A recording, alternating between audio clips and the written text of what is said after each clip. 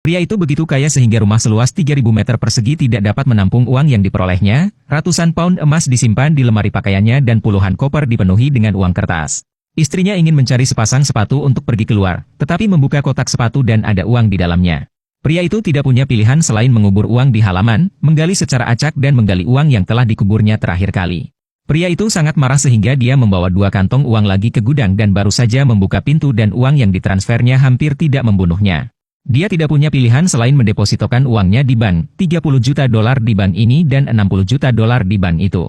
Ban mengosongkan berangkas secara langsung untuk kenyamanan pria itu dan memberikannya kepadanya sendiri.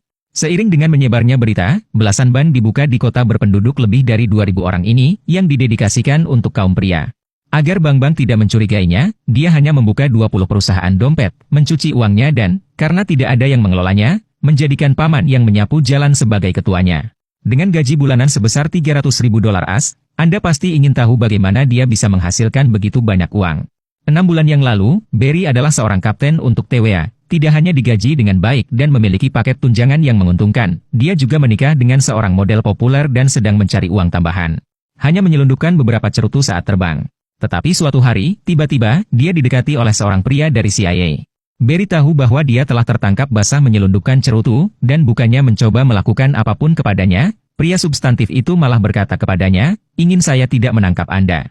Anda harus melakukan sesuatu untuk CIA mulai sekarang, karena saat itu adalah pertengahan Perang Dingin AS-Soviet dan AS membutuhkan penerbangan mata-mata di daerah sensitif, dan keterampilan terbang Barry yang unggullah yang mereka cari dan membutuhkannya untuk terbang rendah di Amerika Tengah untuk memanfaatkan kesempatan memotret pangkalan pemberontak. Meskipun enggan, dia harus menyetujui CIA agar tidak dipenjara. Tetapi ia tidak menyangka bahwa misi itu begitu berbahaya, sehingga kapanpun pemberontak melihatnya, mereka akan menembak dan memerondongnya. Pada satu kesempatan, pesawat yang diterbangkan Barry bahkan mengalami kerusakan baling-baling kirinya. Hanya karena keterampilannya, ia mampu bertahan dari bahaya, dan seiring waktu ia terbiasa dengan hal itu.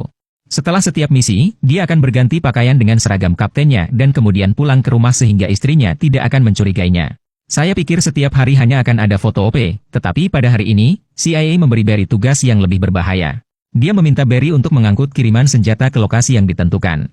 Melihat betapa berbahayanya misi itu, Barry meminta bayaran kepada pria itu, yang menurut pria itu tidak dia miliki. Tetapi lapangan terbang dan gudang semuanya milik Anda, jadi Anda bisa melakukan apapun yang Anda inginkan. Barry berpikir, apa gunanya saya jika saya adalah bandara yang rusak, tetapi apa yang terjadi selanjutnya dengan cepat membuatnya 10 miliar dolar lebih kaya. Karena dia terbang internasional setiap hari, dia menjadi sasaran kartel narkoba Kolombia yang menginginkan Barry untuk membantu mengirimkan kargo ke AS. Tentu saja pekerjaan itu tidak sia-sia, dan dia dibayar 2.000 dolar per kilo, yang berarti dia bisa menghasilkan 800.000 dolar untuk setiap perjalanan, 400 kilo sekaligus.